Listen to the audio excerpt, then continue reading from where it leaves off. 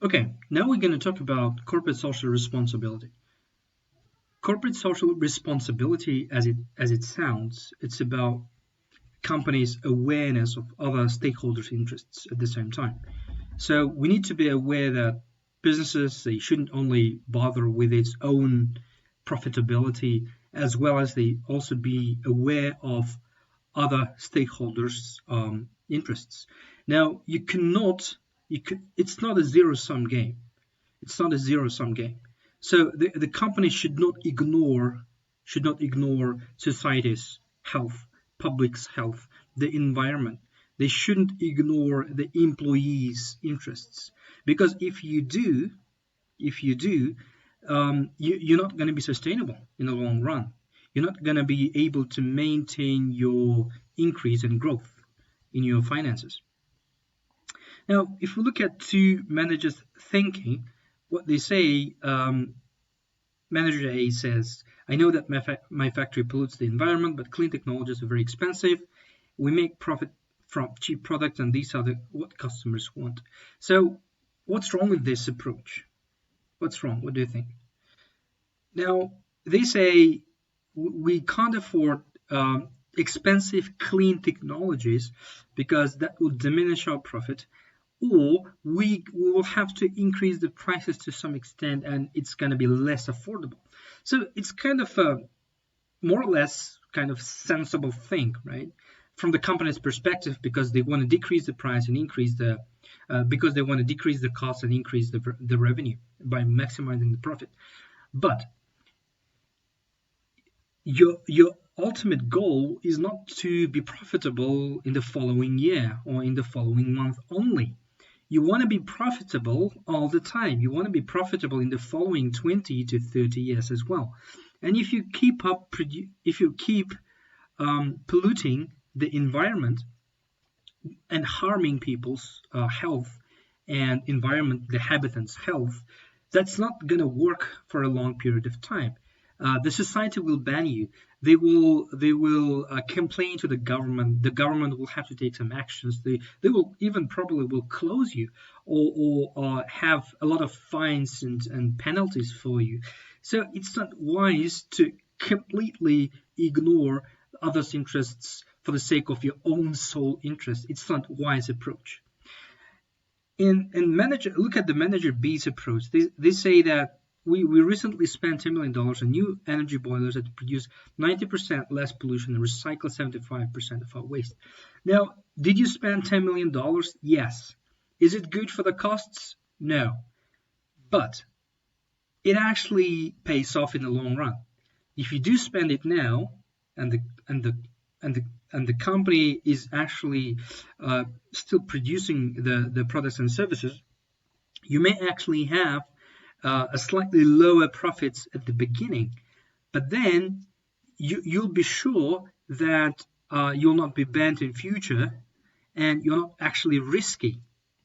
Now we're going to give you a very specific example with this bad publicity when you harm and when you ignore the stakeholders from the real life examples for the very big companies. Okay. Now there was a company called Enron. That was the huge company. Okay, that was one of the largest companies in the world. In the early 2000s, these guys they deceived, they lied to the investors. The profit and loss statement, the cash flow statement, the balance sheet was falsified. Okay, they didn't show and reflect the actual numbers and figures. And when the truth revealed, they actually had a lot of problems. And in fact, no one wanted to deal with this company because this company is actually deceiving the investors. And by the way, this company was a public limited company. And then the price for their shares, it actually went down a lot. And eventually this company went bankrupt just because they lied to the investors. And guys, in business, trust is very important. Trust is everything. When you build up a relationship with your customers, with your loyal customers, when you build up a long-term and trustworthy relationship with your employees as well as investors, then there's a very big opportunity for you to grow sustainably and grow big. But when you deceive people, when you just ignore employees' interests, do you know what happened in Zhenghe Wuxian, for example? The company just ignored the employees' interests, and what it led to, there was a disaster in Zhenghe Wuxian, for example. This is a very good example. It's actually a bad event, but this is a very good example of when the company ignores the employees' interests. This is what happens. Okay. Another case, I'm sure you know the largest banana producer, Chiquita Company. Now, Chiquita Company's history is more than 50 years, even more than it's actually 70 years. So what these guys did at the very beginning, they had a very bad start. They actually ignored the employees' interests.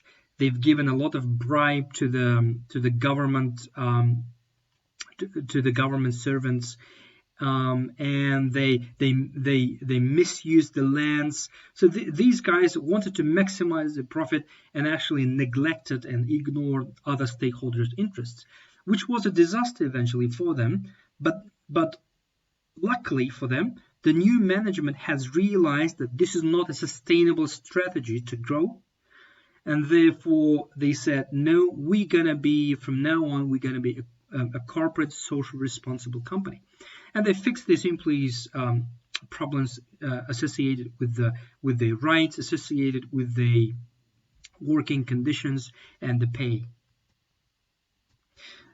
Yes, so this is an example when Enron went bankrupt. So their stock price was actually something like $81 per stock, and eventually these guys just went bankrupt just in 12 months, even less than 12 months, 11 months. These guys went bankrupt because if you lie to your investors, no one wants to deal with you because you're a liar. So this is the bad publicity. Now, another term, we call it creating shared value as well as corporate social value sometimes. It's used as creating shared value as well as corporate social value. This is another approach. Now, corporate social responsibility says that you shouldn't ignore stakeholders. You should be aware of their interests, and you shouldn't just ignore them. And you should, in order to grow sustainably, you have to keep them fine. But creating shared value is actually beyond that, being a good and responsible corporate citizen. It's more than that. It's more than just compensating those losses. It's actually a capitalistic model that allows to actually benefit the company and embrace the new opportunities.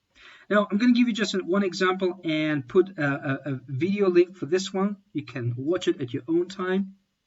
I'm going to give you Nestlé's example. Now, Nestlé, if you think about Nestlé's products, okay, the Nestlé's one of the most important products is milk, okay, milk.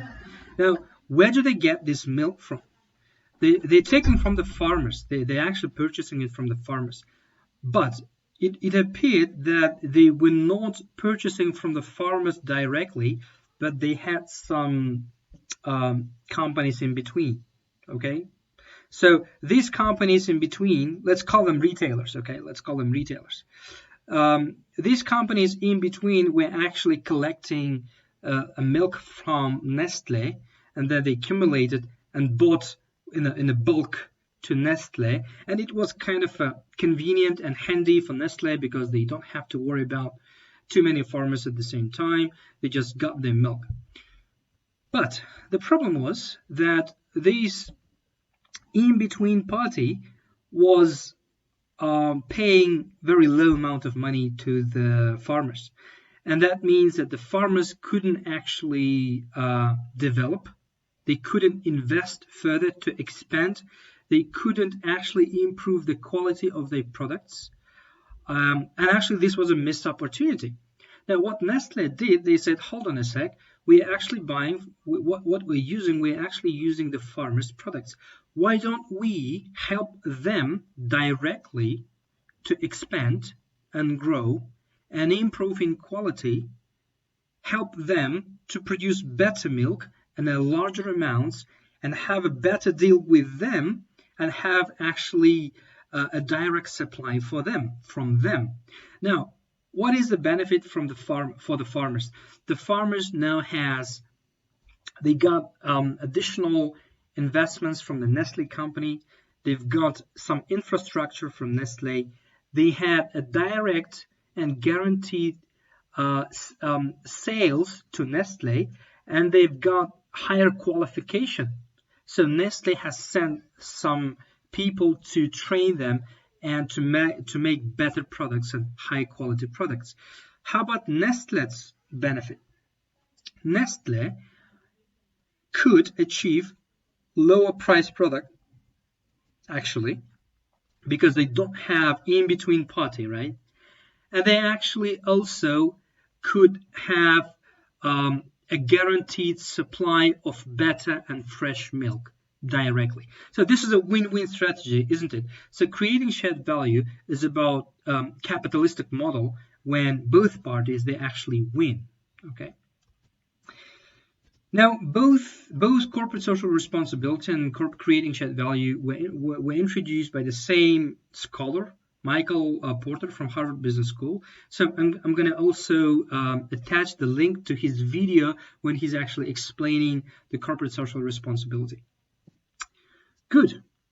So that's it for now. And we do have the third and last video where I'm going to explain the SWOT analysis, the Porter's 5, and the business model canvas.